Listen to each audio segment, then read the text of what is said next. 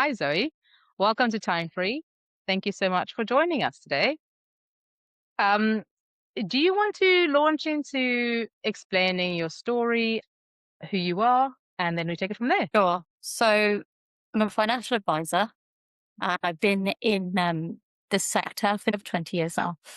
And I started out in investment banking in the city. And I didn't think that I would ever leave that role. It was very much my identity, my lifestyle. And I absolutely lived and breathed it. I loved it. And I don't know whether it was something unique to me, but certainly for me, I never experienced any kind of glass ceiling. I always felt that I was in this culture of meritocracy and, as long as I worked hard, and a little bit of luck as well, I didn't ever really experience what, people describe as this glass ceiling.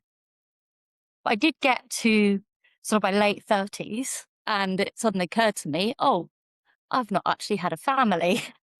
And I always thought that this was something that would just happen for me. I just assumed as a woman, at some point, Yeah. I'll settle down and have kids. And it hadn't happened because I've been so focused on my career. It just kind of passed me by and I hadn't met the right person. Um, as the way things go with life, weirdly enough, within the next couple of years, I did meet the right person and found out that I was pregnant, which was incredibly exciting.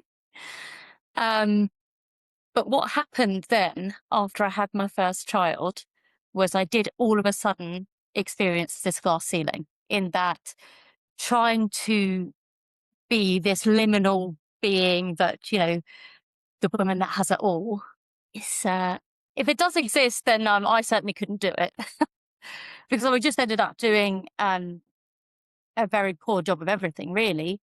I carried on for a year after I'd had my baby and I missed most of his firsts and work were very difficult. I felt guilty when I was at work. I felt stressed when I was at home. And it just got to the point where I felt like we both discussed it, what are we really doing this for now? So I took some time out, took a year out and thought, okay, I'm lucky enough that I've got this very specialized skill set in terms of stockbroking and understanding global markets.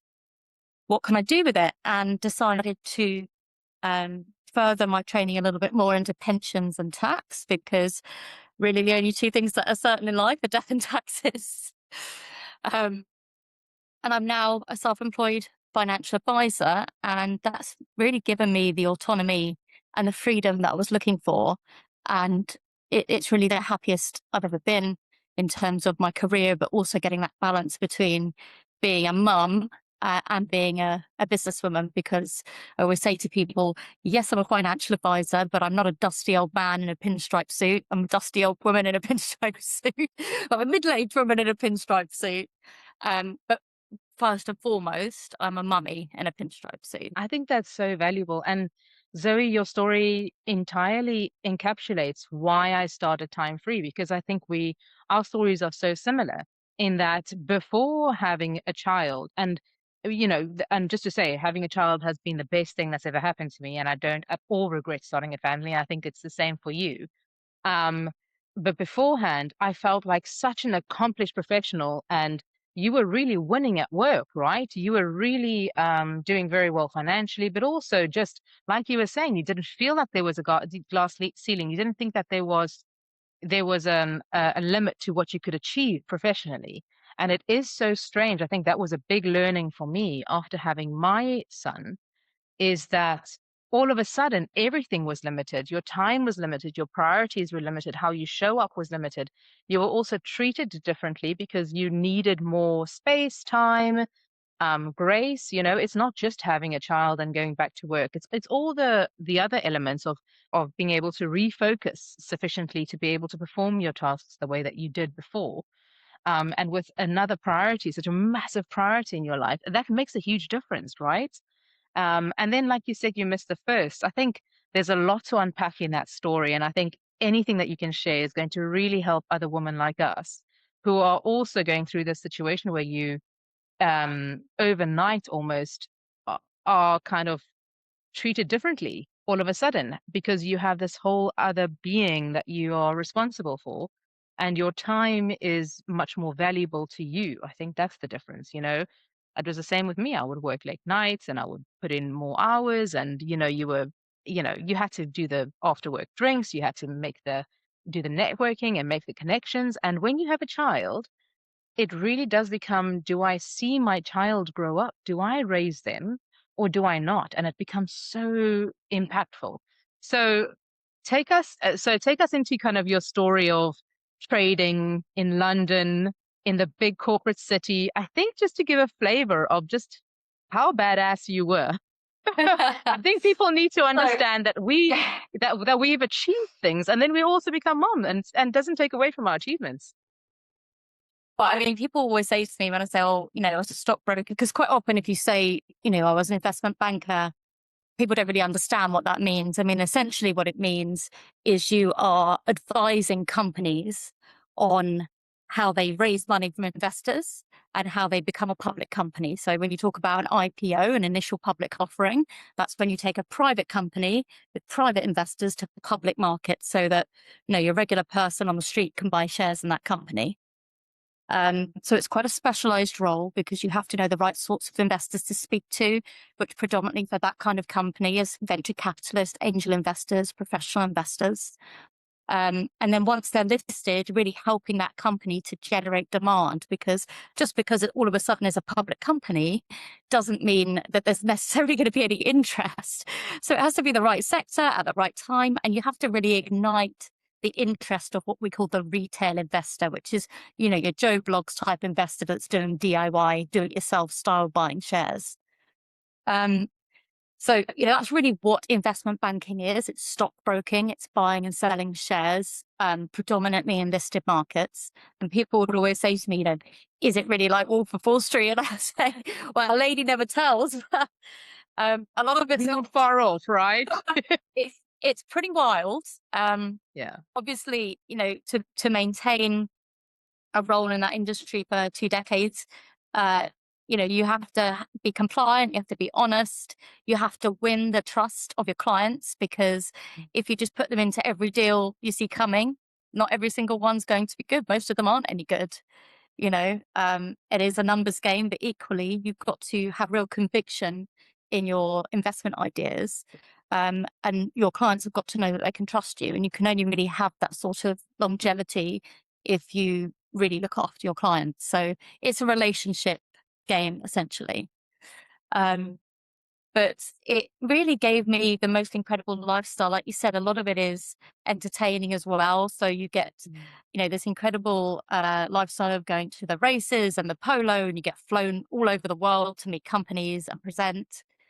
So you end up, living a lifestyle with which a lot of it you're not either paying for yourself; it's being paid for Mm. by the company, or or it's on expenses. So it's a very different life. Um, what I feel like the key difference for me in terms of going from earning far more as I was then to now is, like I said previously, that autonomy. And now, having had a child, my whole value set shifted. It's not about money anymore.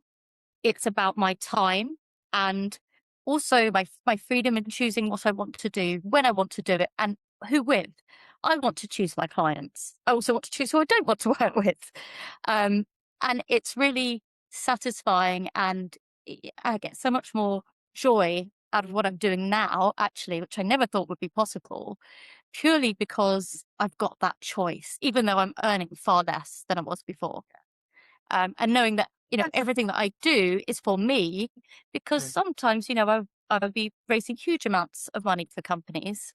Yeah. And actually, in the grand scheme of things, getting a very small slice of it compared to people that might be more senior than me that actually had done nothing really to promote that deal or speak to the investors or even, select the company. Mm.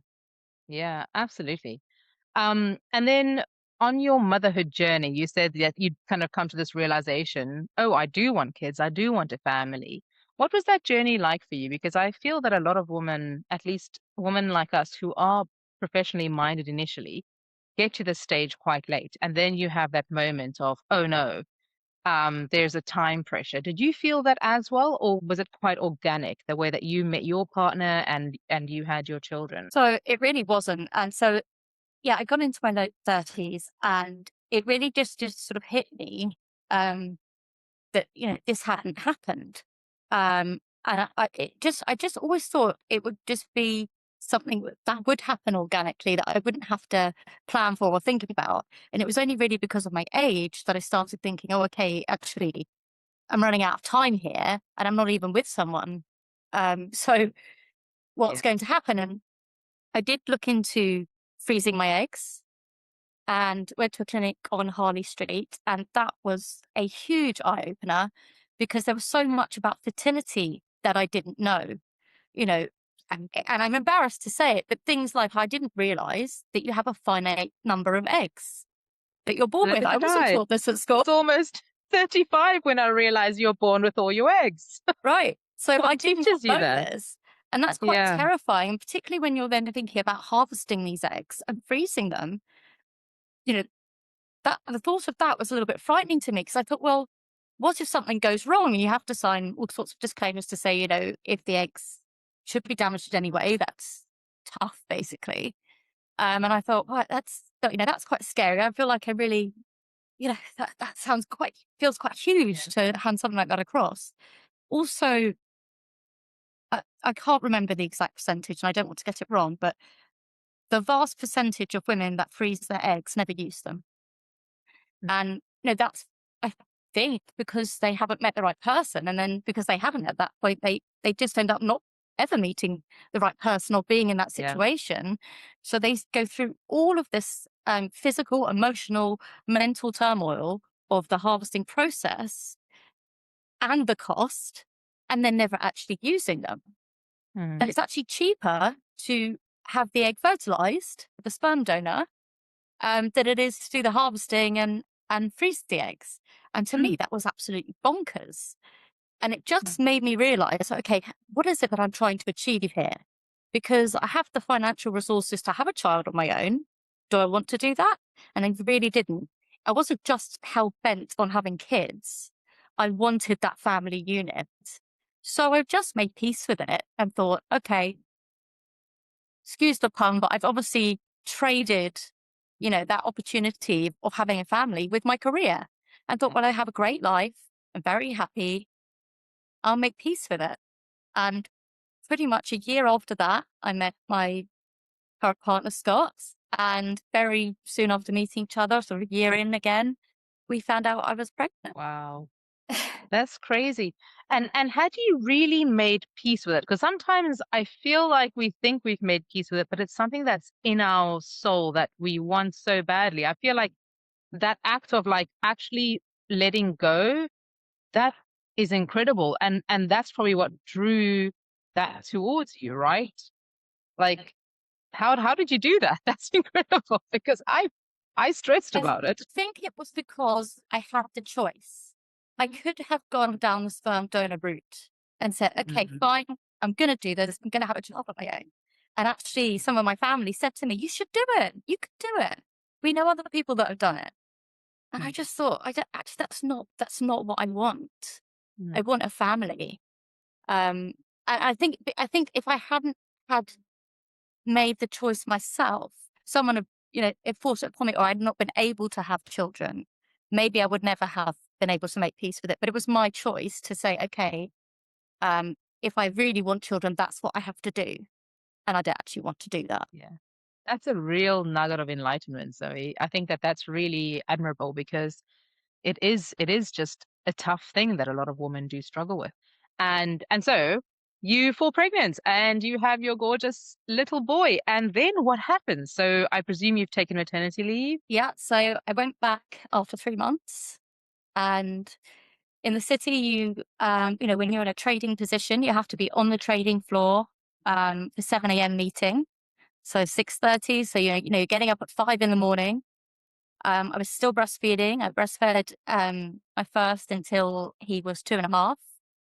So, going in with all of my pumping equipment, pumping on meetings, they couldn't provide me with a suitable space to pump in.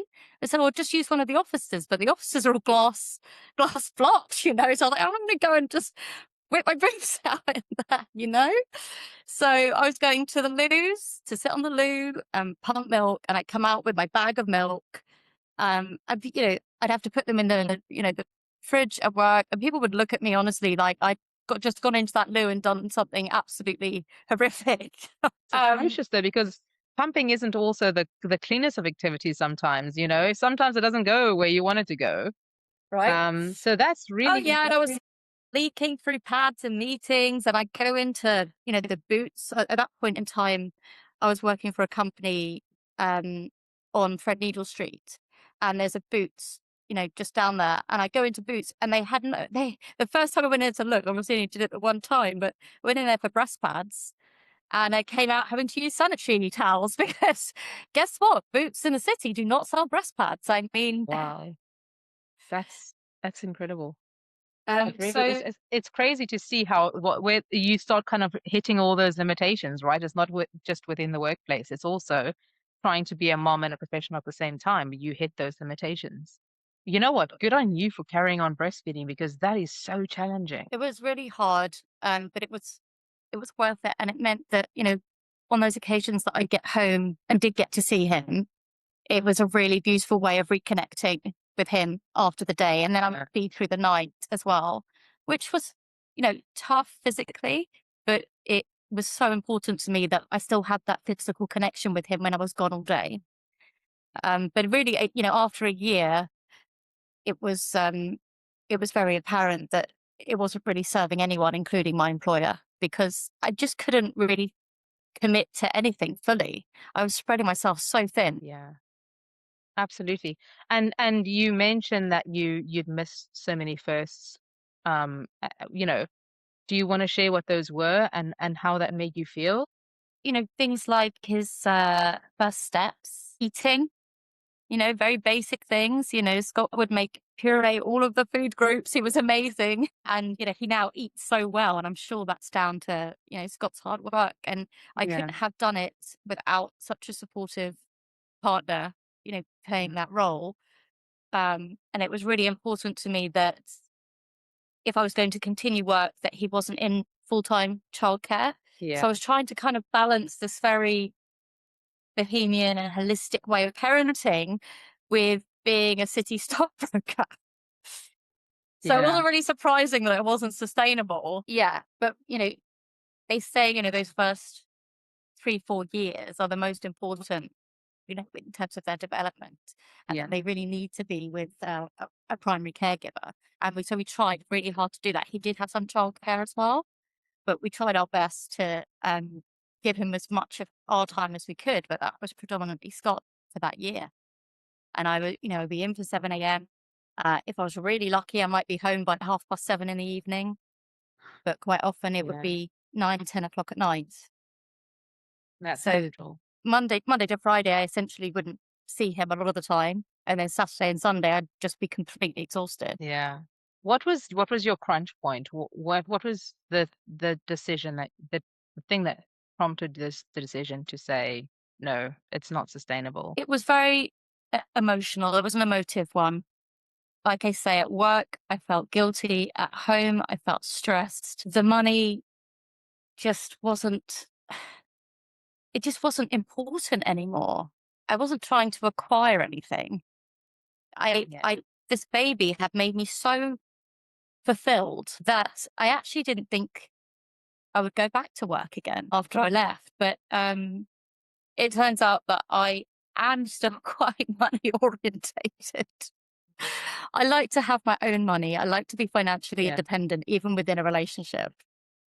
And I think I've had this entrepreneurial itch for some time. And I think I think it's a personality trait, but I also think it's as a result of working with so many entrepreneurs and startups, Mhm. and seeing the progression of others and thinking, actually, yeah, I think I would like to do that. I think I would like a bit of legacy. Yeah. Yeah. And so you mentioned that you took a year off of work. Was that a complete year off? Were you pursuing any entrepreneurial ventures at that point, or was it just to spend time with your son? So at least 6 months of that was completely time off. We spent quite a lot of time just bumming around Greece and Europe on the beach and really, really just chilling and making up that time that I hadn't had with him. And I think it did both of us the world of good. And it gave me some time to kind of work out what it was that I wanted, which was I did want to work. I just wanted to work on my own terms because being a mum is super hard as well.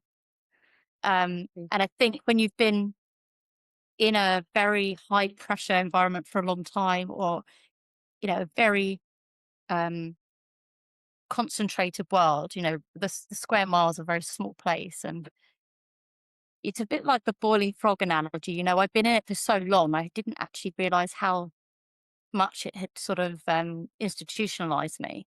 And once I was out of it, it was like, oh, wow, okay, a whole load's been lifted off me now. But after 4, 5, 6 months, I could feel my brain almost rotting, needed to do something with myself. And I do love the financial markets. And I feel like there is this huge gap between the professionals in the city and your average investors. Not people that are super, super, super rich, but people that have disposable income, want to grow their wealth, but actually don't get quality advice or the right investments for them because they end up with something that's just off the shelf and isn't actually going to get them the growth that they need. Mm. And that step back, was that something that was terrifying for you? Was that something that you loved to do? Was it planned, or was it just a decision kind of in the moment? I'm asking because I've essentially done the same thing. I've given myself a bit of breathing room and a bit of space, and I think it's the best thing that I did. I got to spend time with my boy, real time. You know, smelling the roses, walking around, and really just being together. And and I think financially, obviously, you take a hit and you're not used to that, and it is scary, and it is a frightening thing. I must say, I'm in it right now. This is my journey. I'm dealing with it, but it's one of those things where I know I've done the right thing, but it's almost like I'm on this path and I don't know really where it ends.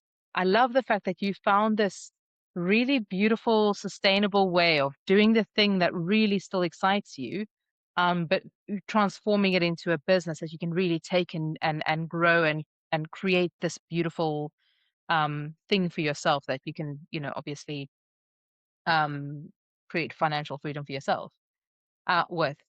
But what did that make you feel like emotionally? How did you take that decision, and did you know when you quit your job?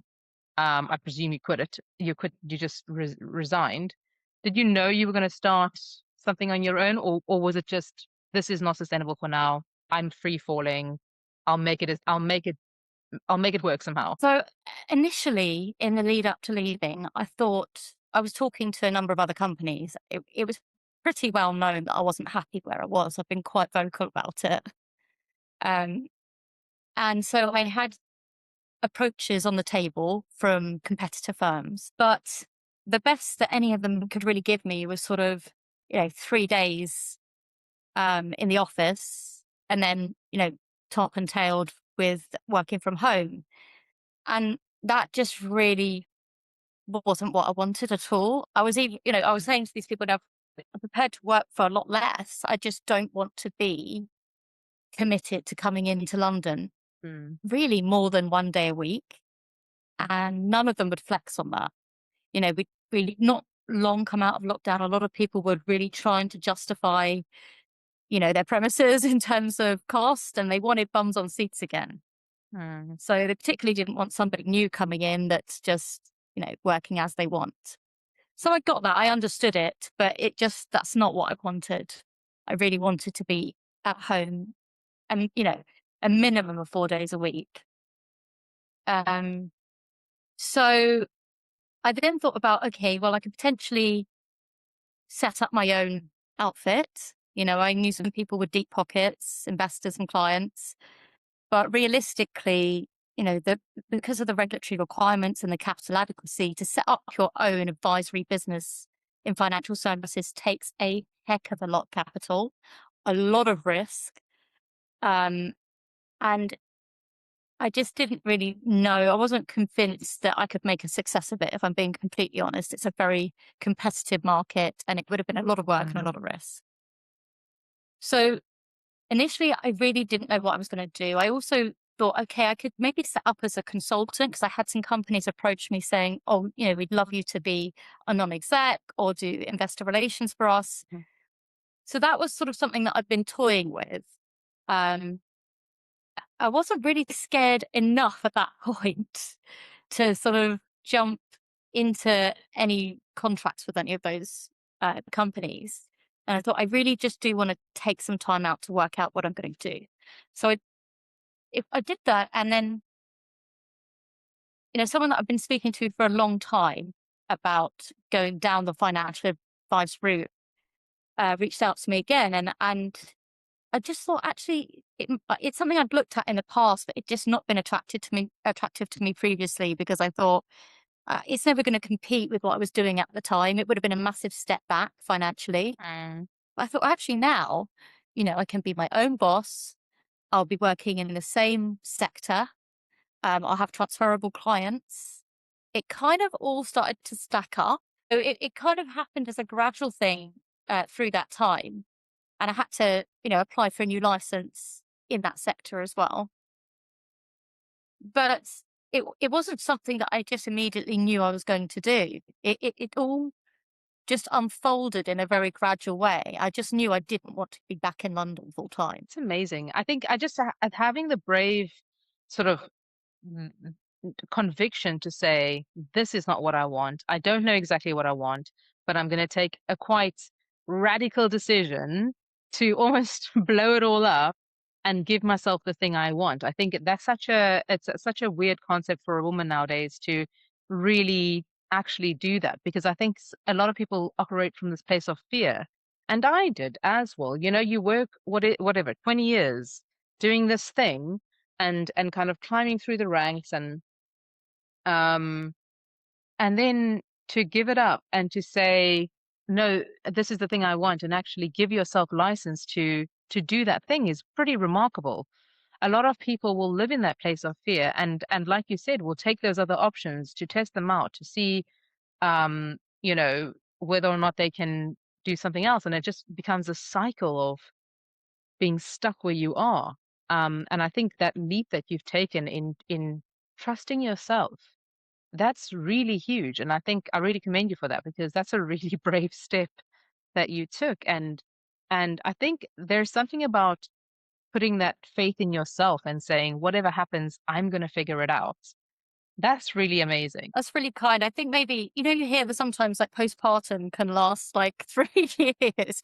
I may have just been completely crazy at that point in time, because when you say it like that, I just sort of think, yeah, that was quite bold and a little bit nuts.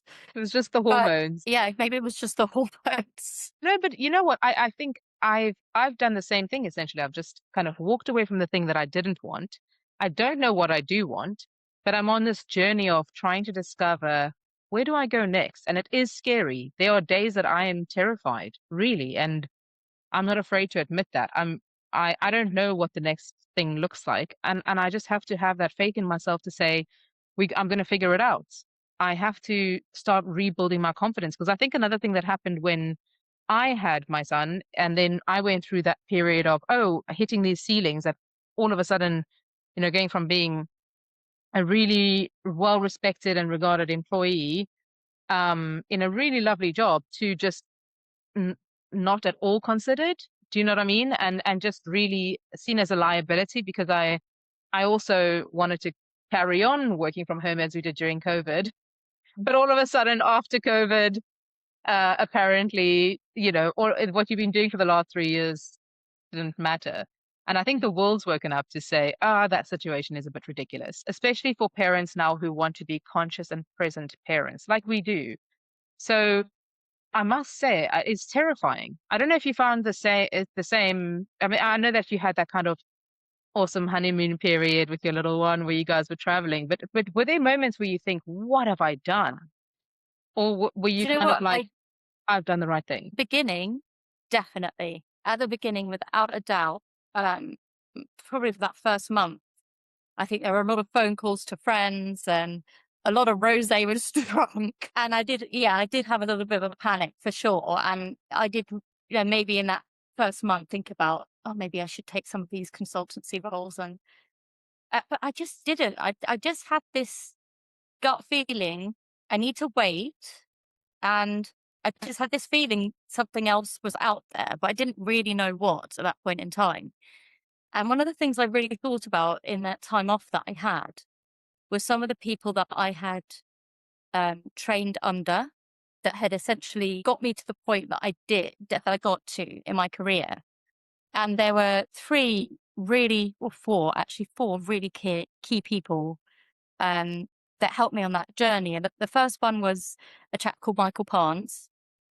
He gave me my first job in the city, and I had no qualifications in trading or anything at that point. I went there really to do finance in the accounts department, and he just threw me a bone. Really, I'd been there a few months.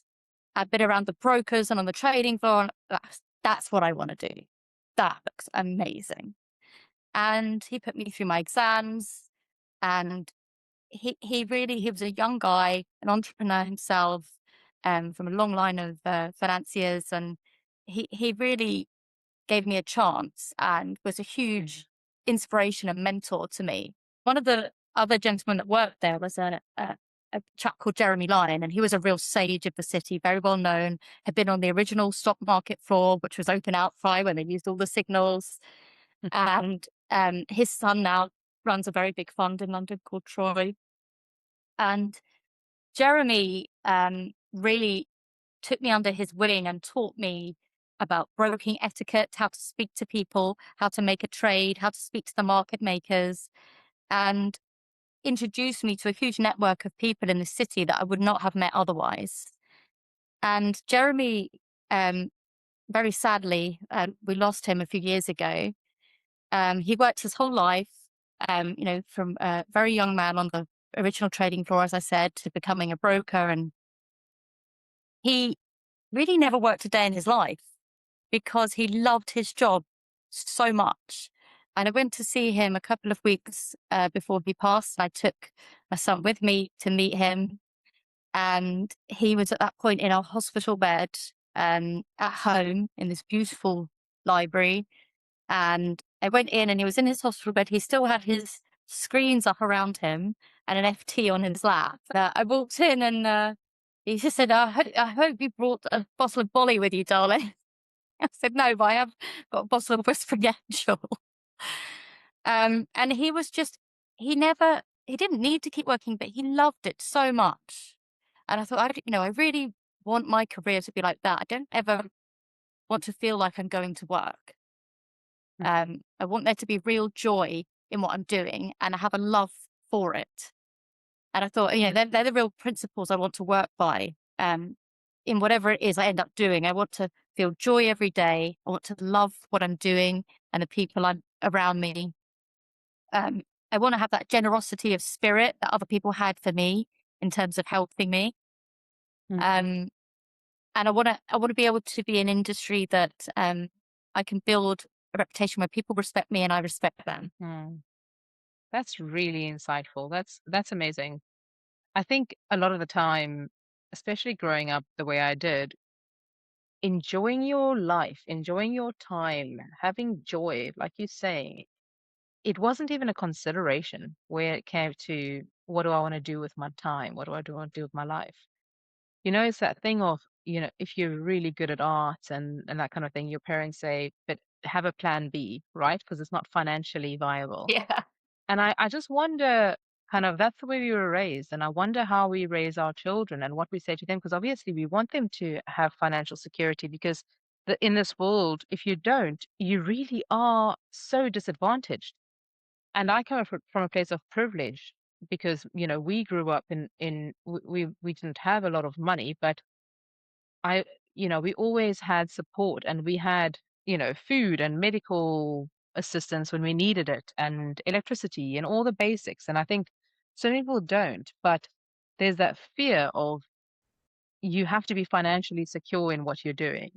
And that kind of leads the way in dictating what you end up doing. And I find myself after almost 20 years saying, this is not where I want to be. This is not bringing me joy, not at all. I mean, there's obviously things I nerd about in the legal field, and I can talk about them and get really excited, and it's really exciting. But I think the whole kind of the political game and the stress and the constant pressure, that's not why I decided to study law. That's not why I decided to practice law. And I think it's the same for you, kind of in the finance realm, to have that realization that what I want to do needs to be sustainable in that it needs to fill my cup. It needs to make me happy. I think that's another real brave step, because so many people just say, no, the work is the thing I do to bring money so that I can live, you know? And I think it's such a hard one to practice, because I don't know what my next steps are going to be, but I know that I've got to make money. So how do you balance this is the thing I love? I think it has to be this organic, just trying things and just understanding, and maybe, like you say, with your mentors, looking at how they live their life. And that was a big thing for me as well. Like, I would look at our sort of GCs and partners in the firms and say, oh, that's not the life I want, you know, because some of it might be glamorous, you know, like you say, you travel to places and you play golf, but you're always on call. You're always in the office. You're drinking yourself to sleep at night because there's just so Yeah, much stress, yeah. and you're one human being. And like you say, it gets to a point where they don't know their kids. Do you know what I mean? And it's just, that's not the mom I want to be.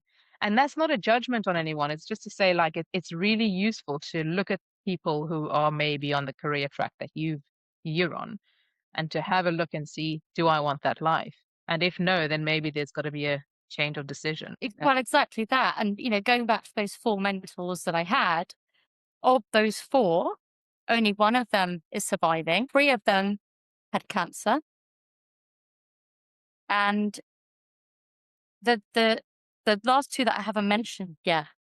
Um, one of them, um, he he would go months where I remember when I first started in the city, there was one month where he earned for himself a six-figure sum. I won't tell you exactly how much because it's obscene, but six figures take home.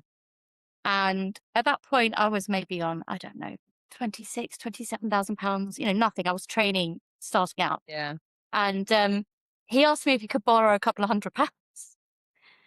And I gave it to him and he paid me back a few months later. But it blew my mind knowing that he'd just been paid this amount and yet he had nothing left. Wow. And there are lots of people in the city that are caught up in that cycle. Mm. Um, and this, I think, for a lot of people, not all, but for a lot of people, if you get really stuck into that city culture, if you don't get out, it will get you. Mm. 100%. It's not sustainable. I remember meeting this young guy who was also in finance, and must have been about 26 or 27, but he couldn't just have a social gathering without drugs, you know? And you just think, seriously, um, what a, that'll destroy you. And it does. I think there is so much pressure and so much stress that if you don't find holistic ways to deal with it, or if you don't truly love what you're doing, it'll eat you up. Like you say, it's not sustainable. I mean, it's not the case for everybody, but it Mm. is certainly something that's hugely prevalent. And like I say, those people that I've spoken about, you know, it's not like they were having completely crazy lifestyles. As I said, for Jeremy, he worked his whole life in the city. He was a city gentleman. Um, but stress is, I think it's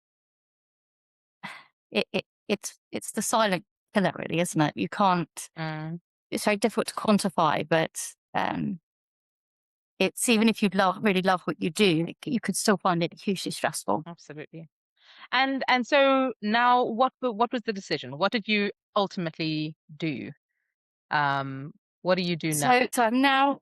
as I said, a self-employed financial advisor, and I help people get their money working harder for them without taking on huge amounts of risk.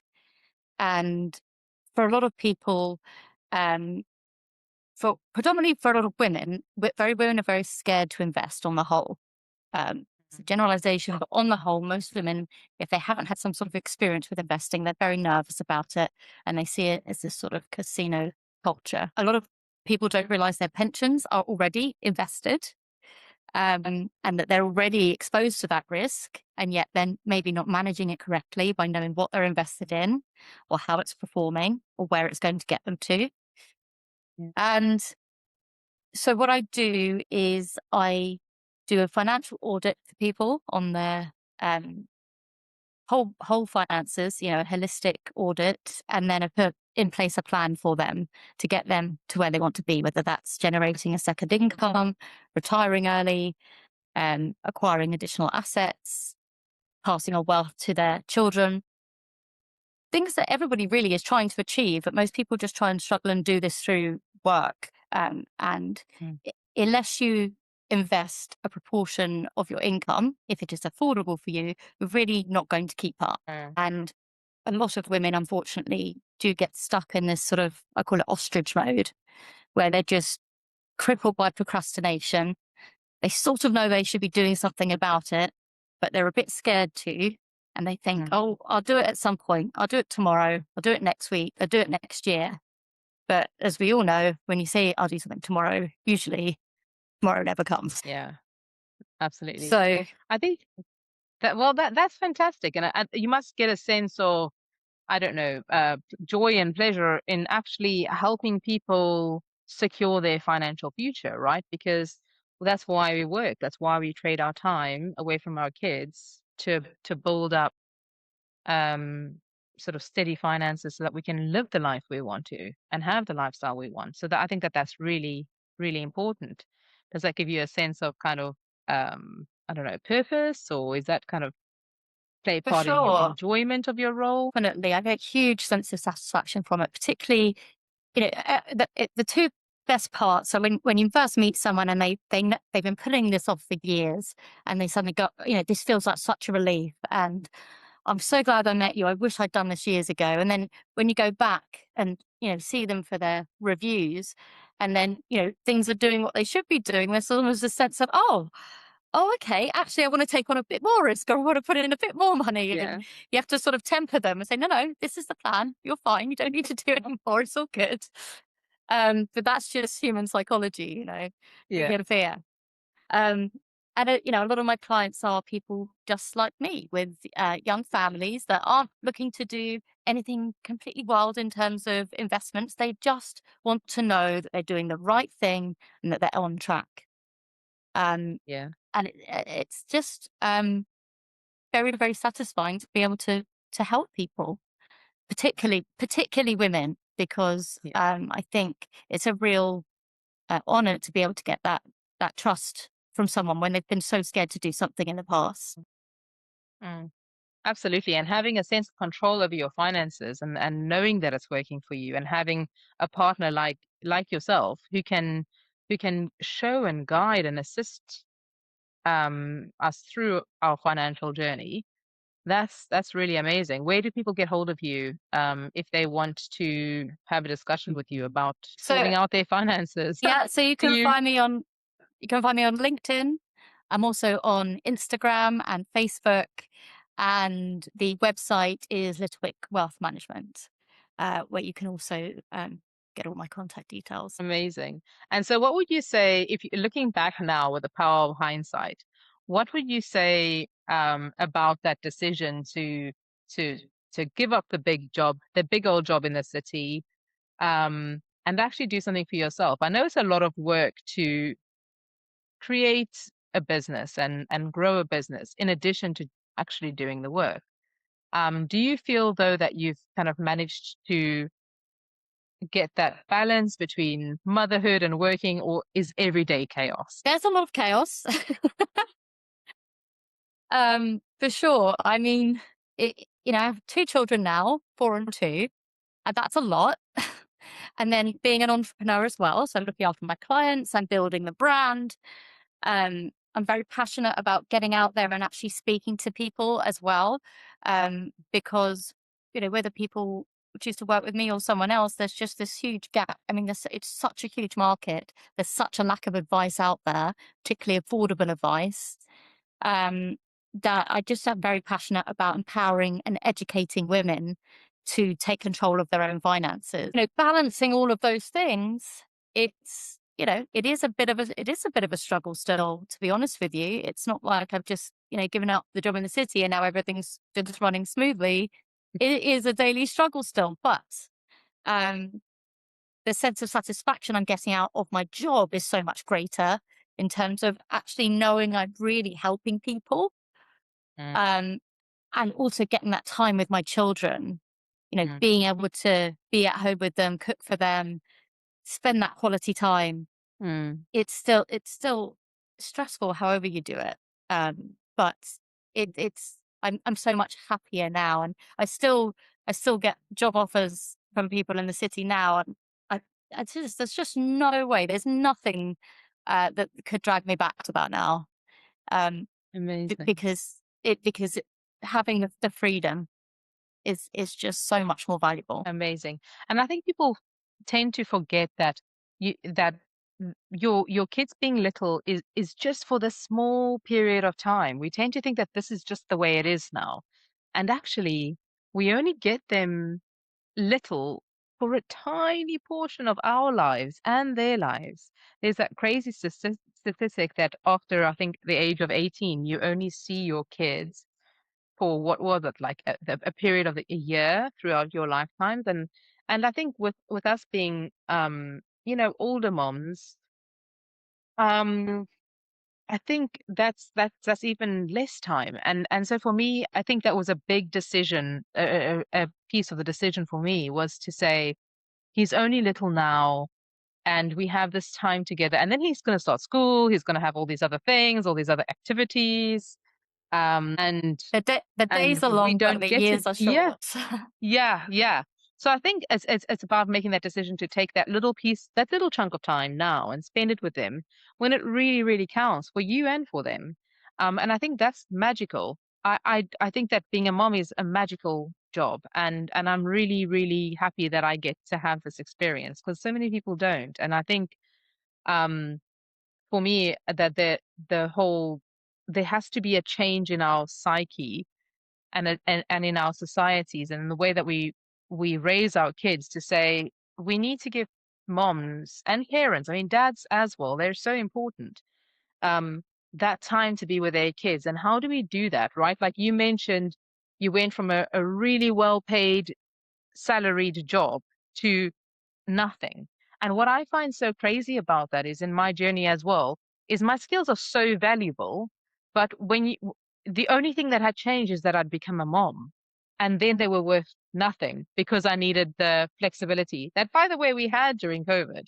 So Yeah. it wasn't Yeah. even like, you know, so I think that's kind of the thing that I'm trying to explore. And it's pretty wild. And I love seeing and meeting women like you who just decided, no, I don't have to play the game by those rules. I can do something for myself. I can take a bit of time out and recenter and recalibrate and come back stronger. And you know what? I think in like 5 to 10 years' time, you'll probably be earning the salary that you were and probably exceed because you're going to have your own business. And if you decide at some point to kind of grow or sell or whatever else you want to do, you have this asset that you've created. Do you know what I mean? Whereas I think being an employee is always going to be a 10-year situation because you're beholden to whatever the execs want from you.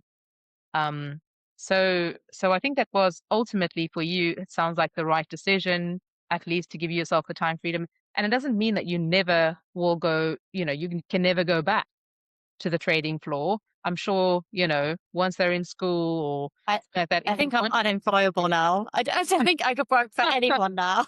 I just, yeah, you've had the taste of freedom. Yeah, yeah. that's beautiful. What would you say to other moms who are going through this right now, who've had a baby and they're maybe on their mat leave or they're returning to work and they're losing out on those special moments?